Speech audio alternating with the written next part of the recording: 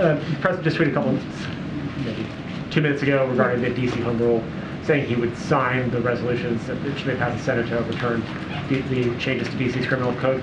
The president's spoken a bit about his support for DC statehood in the past, but why does he believe that he should step in where the residents of DC's elected representatives pass these changes?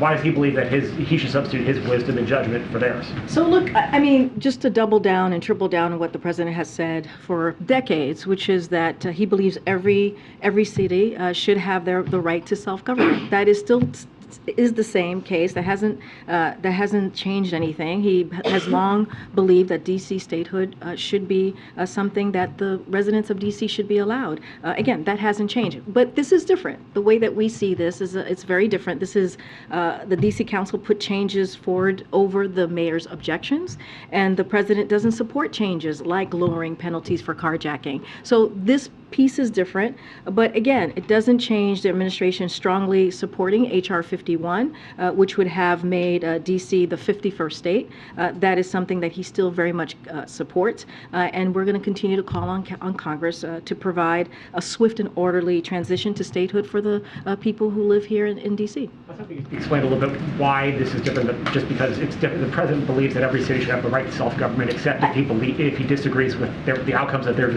governing process. Look, one thing that the president believes in is making sure that the streets in America and communities across the country are safe. That includes D.C. That does not change. That's why he puts forward a historic piece, a historical plan that he hopes Republicans in Congress would support, which is his Safer America plan. That is something that the president has led. When you think about keeping communities safe, when you think about making sure that we're also protecting our law enforcement and making sure that we have law enforcement in communities that continue to keep communities safe, that's something that he has led on. So when it comes to what this proposal brings forth, which is, really lowering penalties for carjacking, that's not going to, he doesn't believe that's going to keep our community safe. So if the bill comes, he's going to take action, as he said.